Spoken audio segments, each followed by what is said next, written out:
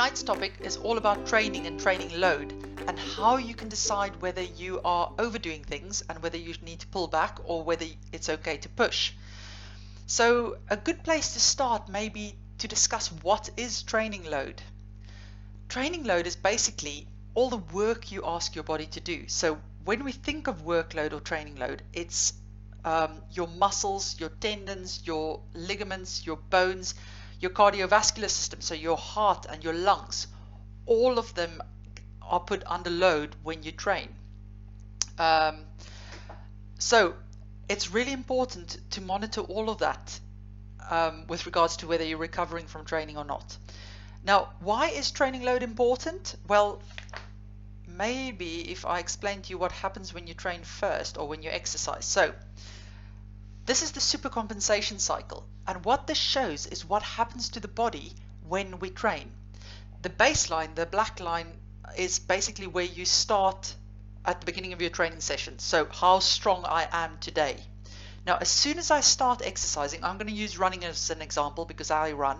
So as soon as I start a 5K run, my body starts to fatigue. And now when I talk about the body, I mean my cardiovascular system, so my heart, my lungs, my muscles, my bones, everything in the body. And they all fatigue at slightly different rates. So as you start fatiguing, you start using all your energy reserves and things, and the bottom of the curve is when you stop exercising. Now hopefully you stop before you've depleted it all, so that there's something left in the reserve. Okay, I see some questions are coming through. I'll answer them later. So as soon as you stop, it starts going into the yellow line there that I've got on this graph, which is the recovery phase.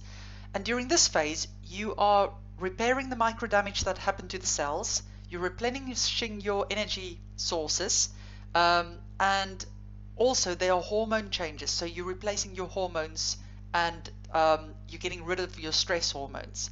Now, as soon as you reach your baseline, the body goes, well, I reckon she's going to train again. So it supercompensates. It creates more of the hormones that helps your recovery process. It rebuilds the muscle fibers stronger, rebuilds your bones stronger. So as long as you give it enough recovery time, you're stronger by the end of your recovery time. Now, what happens if you don't do that? So these graphs, the top one shows you what happens if you allow the body to recover fully and you train in that supercompensated state. So where you've recovered more than what you had at baseline. If you do that, you gradually grow stronger.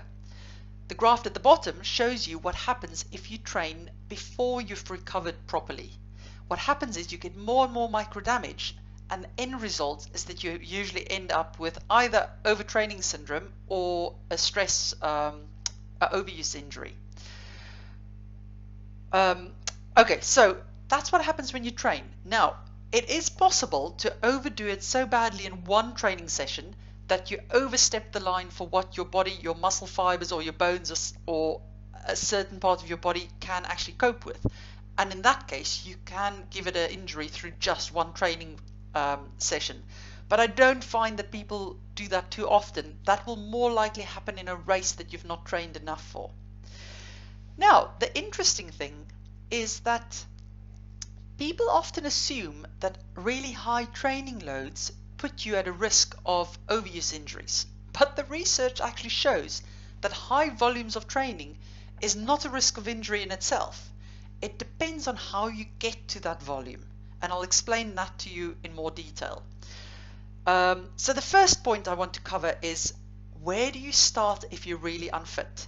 So you've never trained before and you want to take up training, or you've done a lot of like running but you've never strength trained before. Where do you start then? And I think it may be useful to take them one at a time. So if we take weights or strength training first of all. Now, if you are a newbie to it and you've never done any resistance exercises, or you haven't done anything in the last 3 to 6 months, it's usually good to start with lower weights that allows you more repetitions. And when we think about or talk about strength training, we talk about repetition max.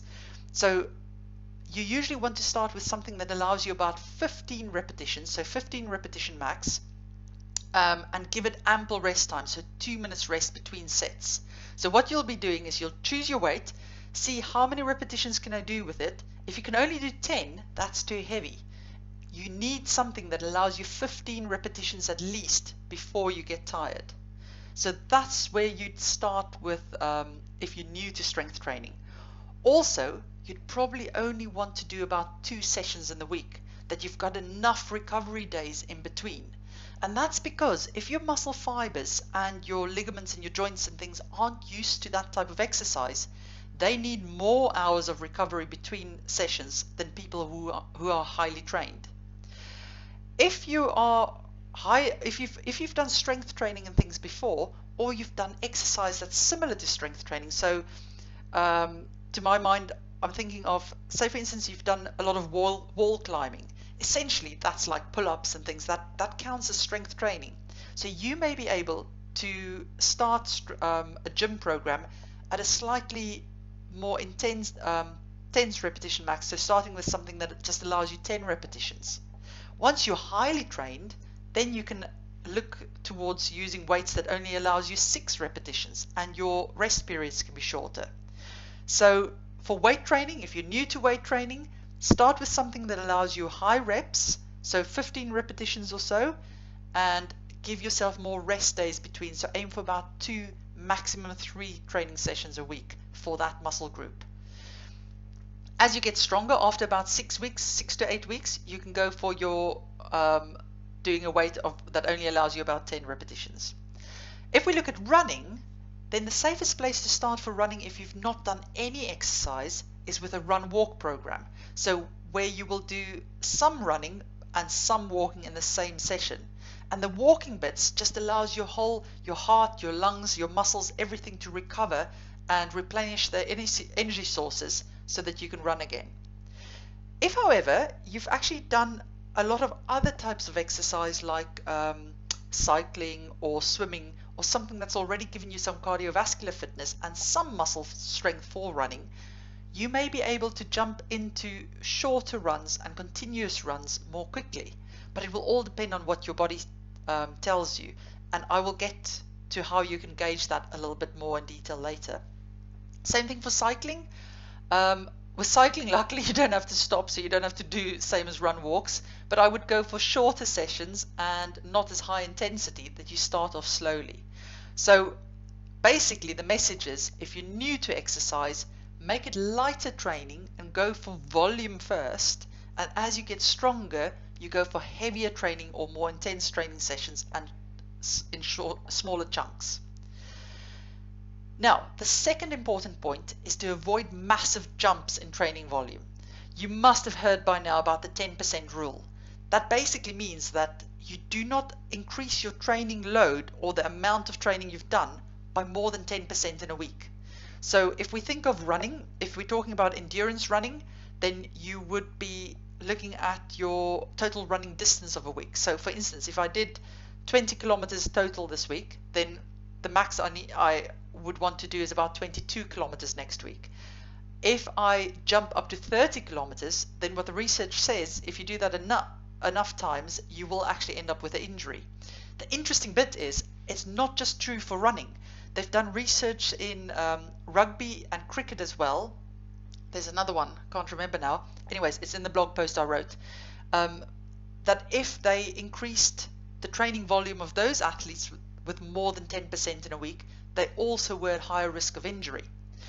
Now, for things where volume is the measure, it's quite easy to decide what training load you're on. But when we look at things like sprint training, for instance, you're more likely, you can't really look at the distance you're doing, because it's more about the intensity you're doing it at. So if you want to measure that type of training load, you're better off looking at for how many minutes you're working at certain heart rates. Or if you're not that into checking heart rate while you're training, then it may just be how many number of heel repeats, or the distance that you're sprinting, or the time that you're sprinting for. Find a measure and try to apply the 10% rule to that. Okay, then So, you know how I mentioned about high training volumes is not necessarily a risk factor for injury. What the research shows is people who chronically train at high levels, so what that means is you regularly have a high load. So think of Mo Farah running 120 miles just to run a 10K race. You're actually at a lower risk of injury because your body is used to constantly training at that. But of course, you've got to give it enough recovery. The big thing that does predispose you to injury is if you undertrain.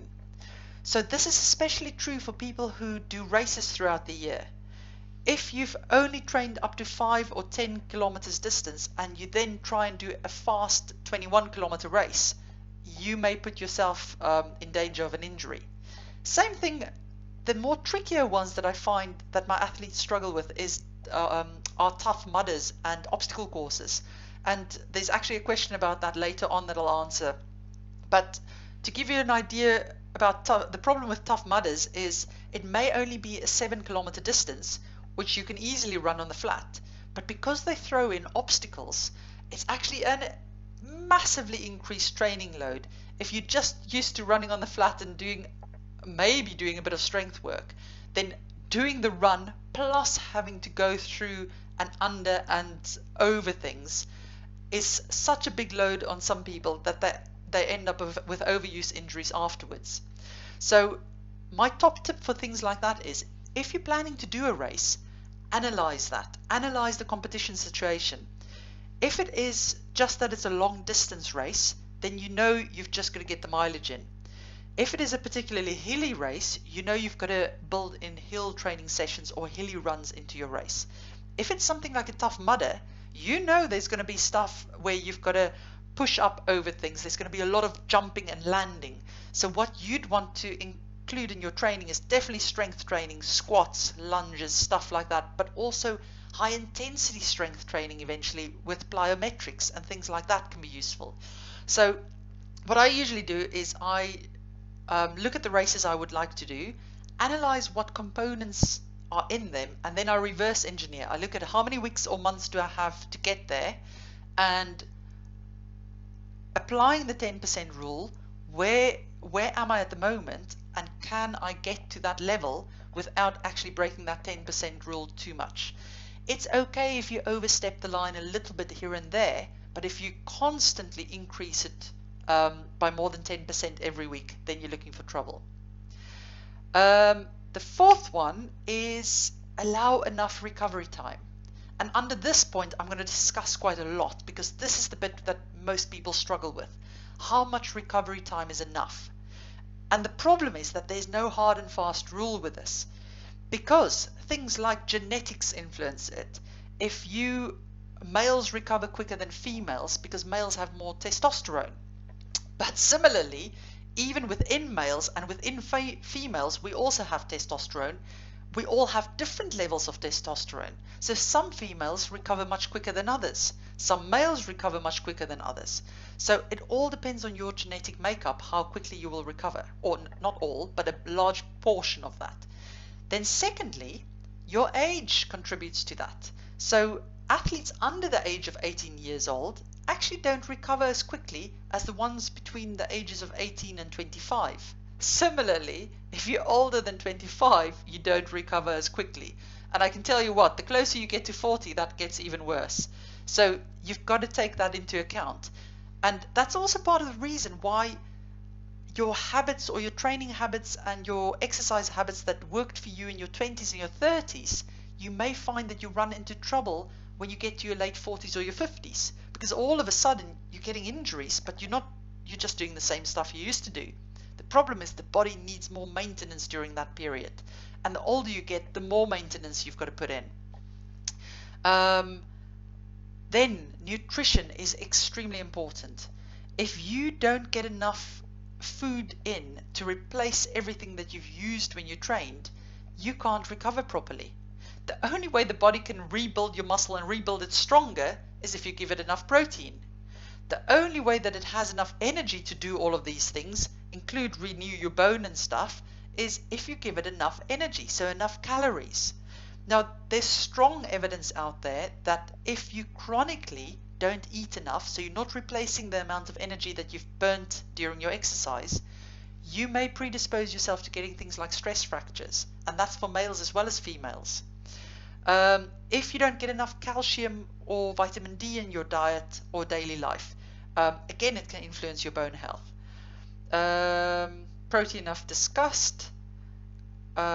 Carbohydrates is a contentious one at the moment because a lot of people believe in low carb diets, and to be honest, I'm not sure the research knows exactly what to do with it yet because it's such a new concept. What the current research shows is that your immune system dips after you've done an exercise bout, and that's normal, that happens for everybody. But if you take in a meal that contains carbohydrates within the first hour after exercise, you actually have a better chance of getting your immune system back up. So for the time being, I would say that's the best evidence that is out there, that you actually do need carbohydrates afterwards if you want to recover properly. Okay, so that's nutrition. Now, I've left, oh no, then there are two things left. One is your level of fitness will also decide how quickly you recover. The thing that especially novice athletes gets wrong at the beginning is that they think if their times come down and they're running nice really fast 5K runs and fast 10K runs, they're ready to jump into marathon training and things like that immediately. Now, let's take a step back. So say for instance, today is my first day of exercise. I used to be fit. I've had a 2-3 year break. Maybe I've had children as well, so that changes dynamics even more. But I want to get back into exercise. Now, at this point, my muscles, tendons, bones, everything is conditioned to just do my daily activities. So that may involve walking to the town, things like that, so it can cope with that. As soon as I start running, it's a much higher load that it's got to cope with, so it's starting to go into that super compensation cycle. But with every training session, it rebuilds stronger, breaks down, rebuilds stronger, and that process keeps on happening. Now, if you've run for a couple of years consistently, your tendons and things are much stronger than somebody who's just run for about 3 months. So if you've gone from doing nearly no exercise to running 5-10 Ks in 4 or 5 months, that's really great, and your body can probably cope with that. But I would say that you need consistent training for a year or more if you want to get into marathon training or anything like that, because the load on your tendons and muscles and things are really high during that period. And I usually see people coming in with injuries, overuse injuries of knees, patellofemoral syndrome, things like that is quite common. And then when you look at it, it's just that they had a really good 5K time, really good 10K time, did a 21K, was good, and then immediately decided, well, I've been running for about a year, I can do a marathon now. And in my opinion, unless you've got a good base of other exercise in your bag, that period is not long enough. So depending on how fit you are, you can cope with training better than other people. Now, how long do you need as recovery between training sessions? So if we're looking at high intensity training sessions, high intensity training is speed work, hill sessions, interval training for running or cycling, weight training, so heavy weight training, or if you're not used to it, any weight training. You're looking for about 24 to 48 hours recovery period for that. If you're a highly trained athlete, you likely only need about 24 hours. If you, like me, that you're just an average trained recreational athlete, I would go for 48 hours to be on the safe side. If you've done cardiovascular exercise or more endurance type exercise, so long slow runs or moderate run, cycle ride, swimming session, something like that, then you usually, if you're a highly trained athlete, you can recover within 8 hours, and your triathletes often fall into that category where they can run in the morning, swim in the evening. If you're not that well trained, you need at least 24 hours recovery. And I would say if you're new to exercise, you would do well if you actually give yourself 48 hours. So to give you an example of that, if you are somebody who's totally new to exercise and you're getting into running and you're doing a run walk program, I would probably do a run walk session today, and then tomorrow maybe just a walk session, and then the following day a run walk session again, so that you give it that extra little bit of recovery time. Whereas if you're a trained athlete, let's take a triathlete for example, because they really fit usually and they've worked up to that slowly, you would often get that you can run in the morning, swim in the afternoon, and then cycle the next morning already. But it all depends on how you've managed to get yourself there. Let me just make sure I've said everything I needed to say there. Oh yes, and then with regards to strength training, if we look at how many sessions a week you can do, you can do 3 sessions a week, but you've got to remember that if you're doing other training sessions that's hard as well, like sprint sessions and stuff like that, you will need more recovery time for your legs. So doing more than 2 strength training sessions in a week will be a push to get that in. And also, if you're switching to a really high intensity running program, you may even have to reduce the weight training sessions to just 1 a week. So it's not a hard fast rule, and that's why my final thing under this section of allow enough recovery time is to listen to your body. If you are really tired by the time you get to your next training session, it means you've not recovered enough. If your muscles remain stiff and sore even though you've stretched them and you've foam rolled, then it means they've not recovered enough and they need extra recovery. So one thing that's very difficult for people when they're following a training program for a specific event like a marathon or something is often to recognize that and then take the decision to actually hold back, that they don't just push and follow that training program to the letter. So if you take everything into account, if you get to your training session and you're feeling really tired and your muscles are sore, change that training session to an easy session. Or even if it was meant to be a run, consider changing it to a cycle session to allow your muscles better recovery. And if you're a novice that you've just started training in the last few months, consider leaving that session altogether. Because where a slow running session may count as a recovery run for a trained athlete, for somebody who's new to exercise or don't have a lot of years of exercise in the bag, a slow run is actually a training run. So think about that when you train. Now, good habits to make sure you get enough recovery and get into that recovery phase. To show you that again, if we look at this one again, so to ensure that you don't go into that breakdown phase and that you stay into that recovery phase or train into the recovery phase, is build in a rest or a recovery week every 3rd or 4th week of your training. And this works well, especially if you've got enough time for marathon training. If you can every 3rd or 4th week just bring the long runs down a tiny bit or decrease the intensity you're training at. So you're not stopping all training, you're just bringing the intensity down, or you're bringing the distances down depending on what it is that ups your training or that's your training load. That just allows your body to take a bit of a breath, recover all your resources, and then you'll find by the next week you're ready to train at a much higher level again. Especially if you're new to running or cycling or whatever your sport is that you've taken up, try that. It will really reduce your injury risk. And then also remember that especially highly trained athletes can only do that type of training because they periodize their training cycle throughout the year. They don't just push the all year round. It's usually in about 3 phases depending on the sport, where typically the winter phase they use to build their endurance training and their strength. So they're not pushing the running intensity, they're getting a good strength sessions in the gym, and they're just getting some endurance miles in. Now, as they head towards the competition season, so in the UK that's typically our summer months, they will start to move towards speed sessions and incorporating more intense running sessions.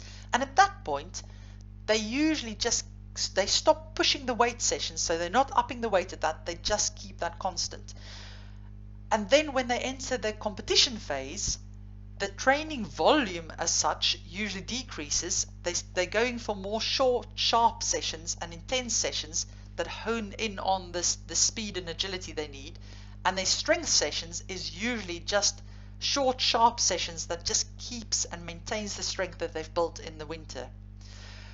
And then the third phase, the very important phase, is that they have an off period where their training is really low and they just have time to properly recover. But even in those cycles, they've got ups and downs that allows them a recovery time. So just look at your training year and your training schedule. And again, I'm going to speak more with the novice runners here. It's quite tempting, and I've fallen into this trap as well. As soon as you start seeing your times come down on the park run especially, you really feel like you want to push it every time you go out for a run. So you think, oh, I did that 5K really fast. I wonder what I can do the next 5K in. So very quickly you find that instead of having easy runs in the week, every single run becomes an intense run where you see how hard you can push it.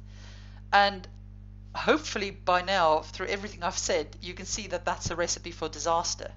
So be strict with yourself. Plan your training out, that if you look at your monthly calendar, choose weeks where you're not allowed to push anything, where you have to take it easy.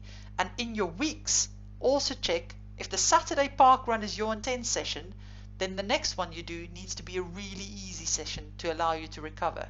So go and look at that. You have to have a plan, because if you just go out and push every session, you will run into trouble. Now, lastly, I want to talk about mental fatigue, because what people don't understand is that your nervous system is in charge of everything that happens in your body. So not only how well your muscles contract, but also what hormones are secreted, how alert you are, so whether you actually see the ditch that you're going to fall into or step into. So if you are mentally fatigued, what the research has shown, and let me just get this up here. So mental fatigue and stress is very much similar. So what the research has shown is that you slow your healing process up to 60% if you're stressed chronically or fatigued. You reduce your training response. So if you train when you're tired, and I'm not just talking a little bit tired, I'm talking about every time you go and train you're tired, you don't actually get the same training response, so you're getting less for your effort, and your muscle recovery from resistance exercise is much slower. So if you're going and doing a hard session in the gym while you're really tired, you may need more days to recover afterwards, and it limits your performance. So if you especially if you race when you're tired and mentally fatigued, you won't perform as well. And also it affects your running economy, so you're not that good with how, or you use more energy and effort to run. So I've created this chart to help you decide whether you should train and whether you should rest. So if your body feels rested and your mind feels rested, you're good to go and you can do a really good strong session. If your body feels rested, but you feel tired in your mind, then you're still okay to go and train. But just afterwards, take a bit of time and think about why you feel that tired. Is it that you need to reduce your stress levels? Do a bit more self-care. If your body feels tired and your mind feels tired, then you need to start looking after yourself. If it's just moderate, then you're okay to train, but you really need to look after how well you recover after that, and take time to get your mind as well as your body to recover. Now, if your mind feels rested, but your body feels really sore and tired, don't train, or cross train. Find something that's not high impact. Find something with a low injury risk. Swimming or cycling gently are good options then. If your body feels fine, but your mind feels really tired and overwhelmed, then optimize your self-care likely don't go out for what I would call a training session.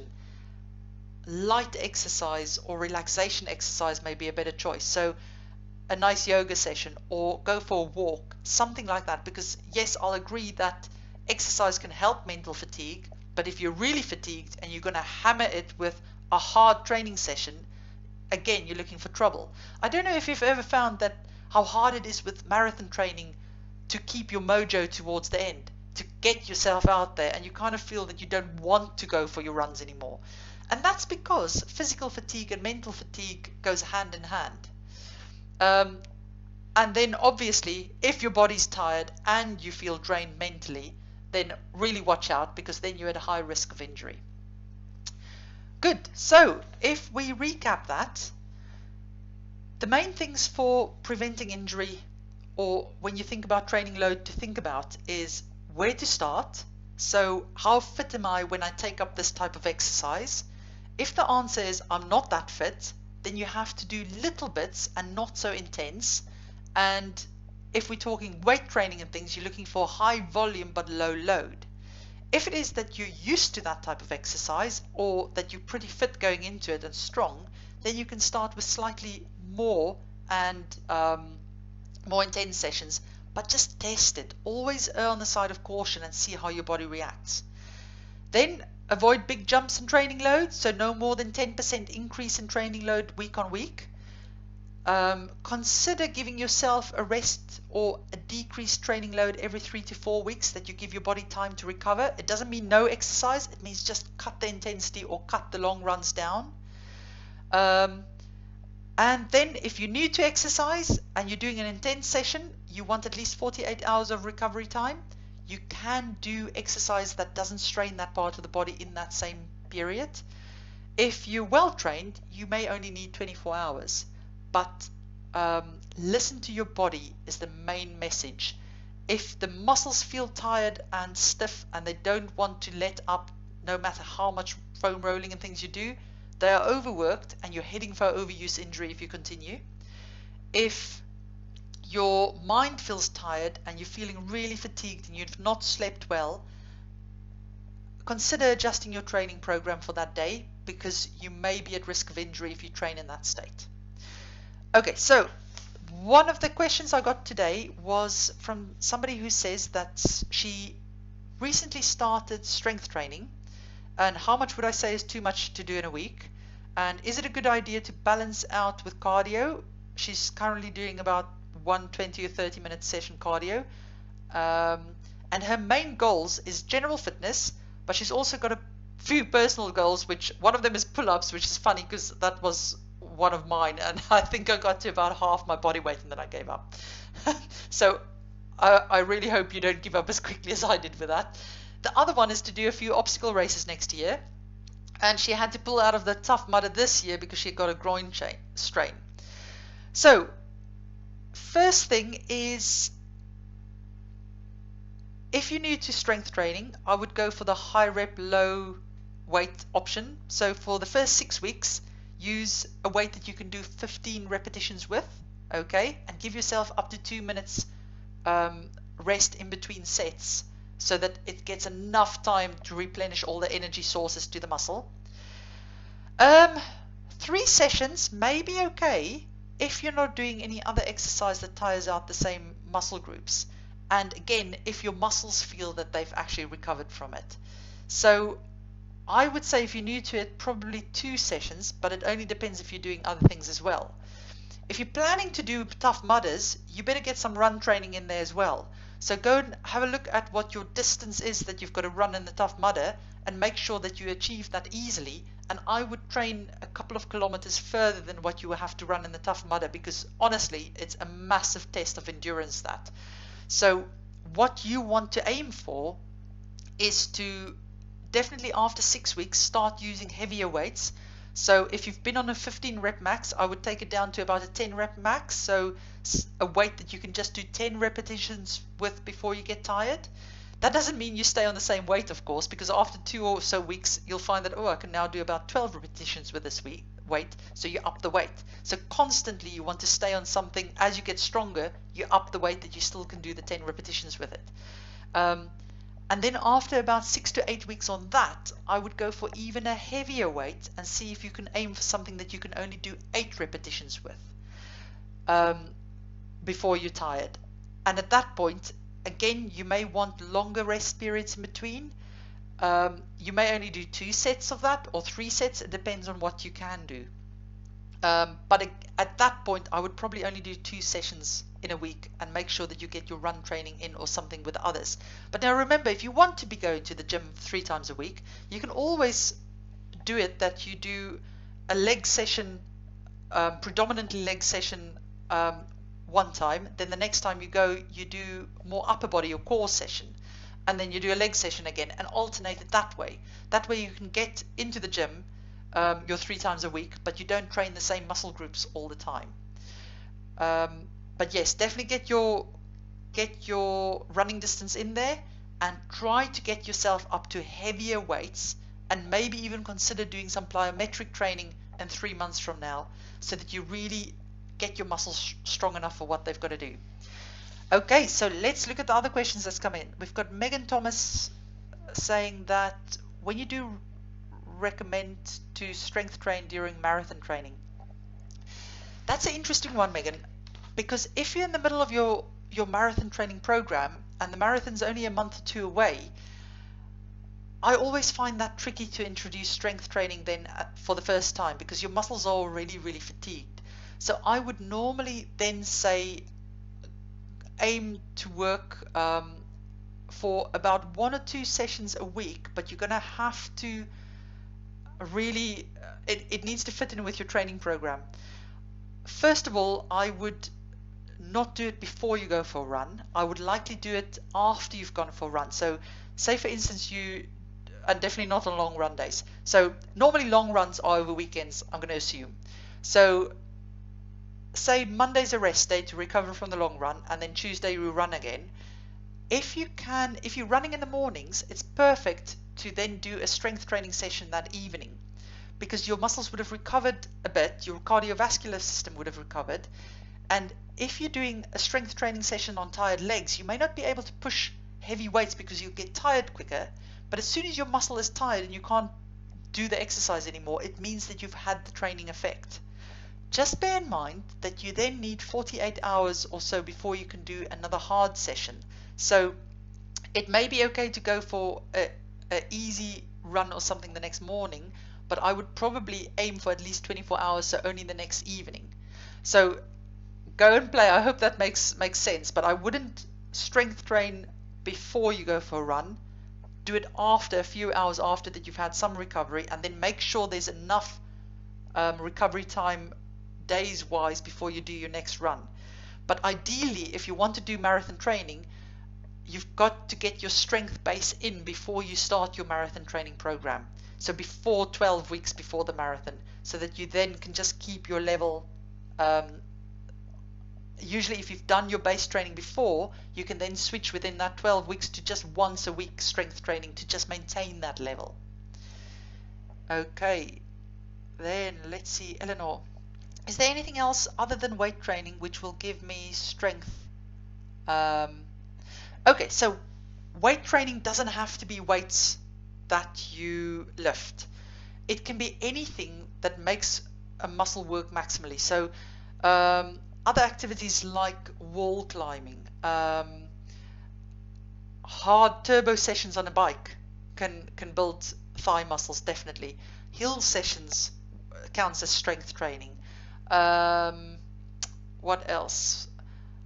Things like running stairs with good form, that will give you loads of muscle strength. The only problem with running long distances is that we know that that has somehow an effect that you get weaker muscles, and for that you need specific strength training. But if you're getting fast running in, then you are working your muscles to a high intensity, and you could possibly say that you don't need it that much, although even your high level athletes who are sprinters still do strength training, so I'm not sure about that. I would rather go for activities that incorporate proper strength, like climbing's the only thing I can think of now. Anybody else has any other ideas? What else is there? Parkour would fill. Oh, pole exercise is one of the big things in the UK. I keep on calling it pole dancing. It's not pole dancing. I've been told it's pole exercise. That's a really good full body strength workout. Yes, so anything where you use the body in a way that the muscles have to work through full range, and it's usually slow controlled, I would say counts towards that. Thank you for watching. If you would like to learn more about preventing sports injuries, make sure you hit the subscribe button. See you next time.